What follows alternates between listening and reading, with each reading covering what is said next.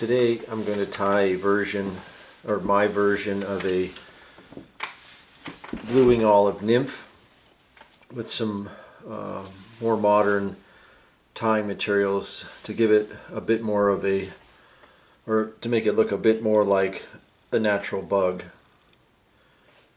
First I'll be using a Timeco size 1600 barbless hook, and I'll be using a Flyman Fishing Company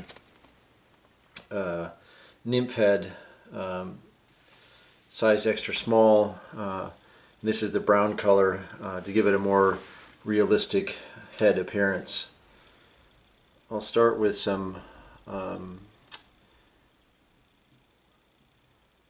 olive thread and just tie on and cut off the excess.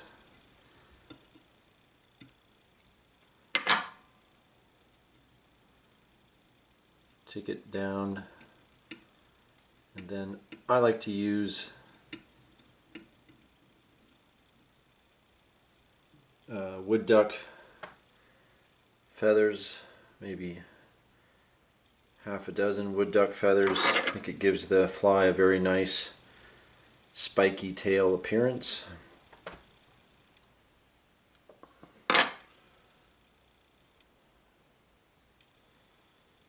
So I'll tie those in.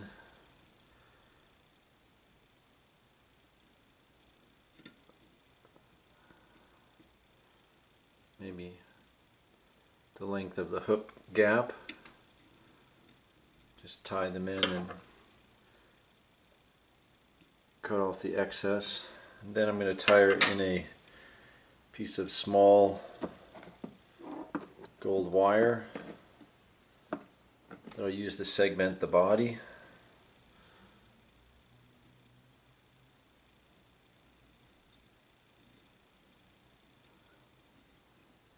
Then I'll just come back to the tail. And now I'm going to dub the entire fly with some medium olive nymph dubbing. I want to give the abdomen a nice tapered appearance, and then I like to dub the entire fly so that we give the thorax a little bit of substance, bulk it up a little bit. So we'll get some dubbing on here.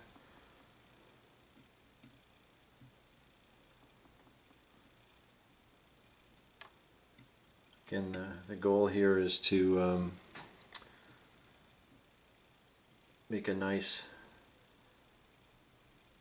tapered abdomen, and then give the thorax a little bit of bulk. Then I'll bring the thread about halfway back, and I'll segment the body.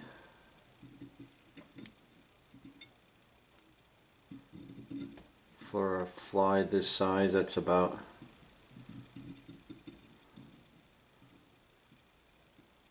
4 turns.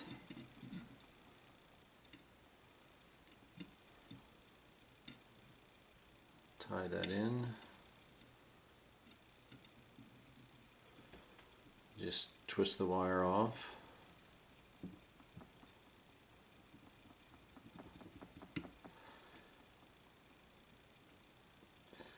Now I'm going to use some pheasant feathers for the wing case, perhaps half a dozen to 8 feathers or fibers.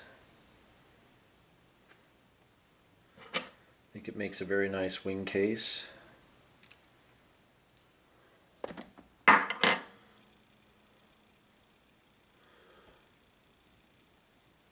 So we'll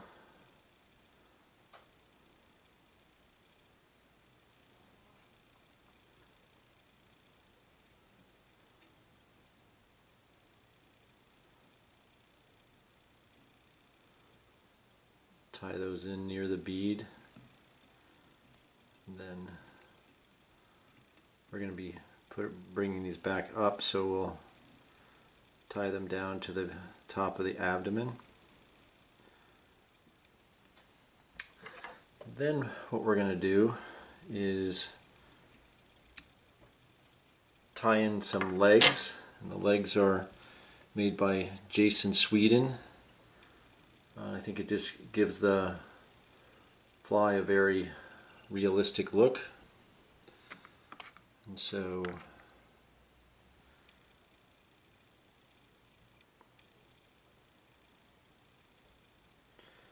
that's what it looks like, and we'll cut this, and so there's about 1.5 millimeters above the start of the legs. And then it's very important to get the legs tied in as high as possible.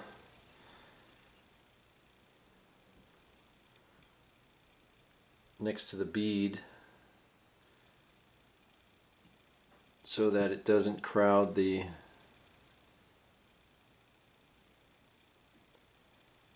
abdomen.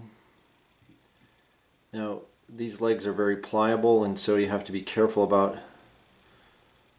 tying down initially too hard, because it'll rotate the legs to the side, and so I carefully come between the individual legs at each segment.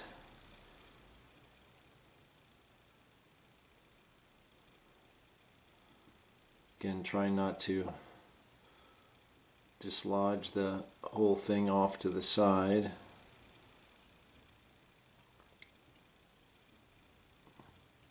And then we'll put one final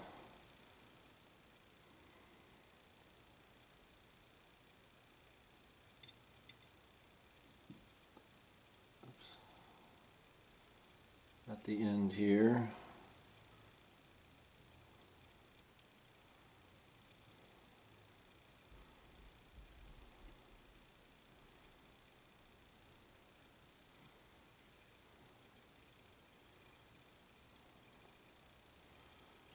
Once we have it tied in, we'll work our way back to the top.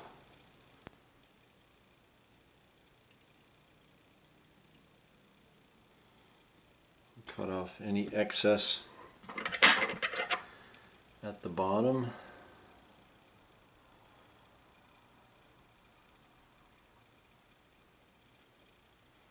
Being careful not to cut off any of the legs.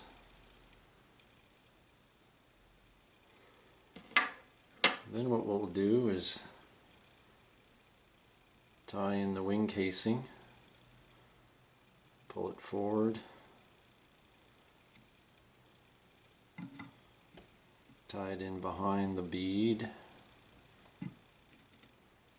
a few wraps,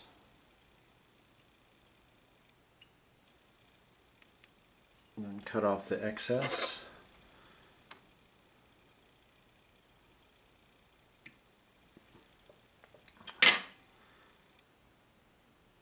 I'll take a few more wraps and I'll whip finish.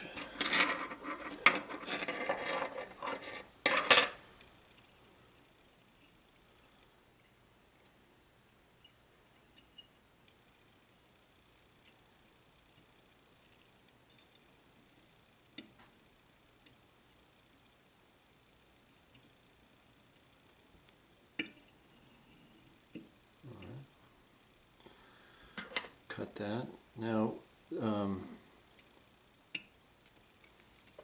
these larger bead heads have a tendency to float around a little bit, and so what I've started doing is putting a little bit of UV clear finish to bond the, not too much, to bond the bead head to the body.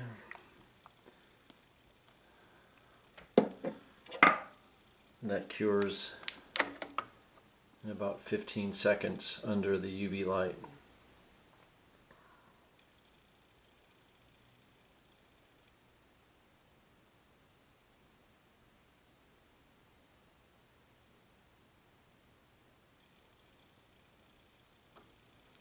So there it is, my version of a slightly more modern and more realistic looking blue-winged olive nymph, and this one I call Eat Me, and it is a very effective pattern for catching fish. Thank you.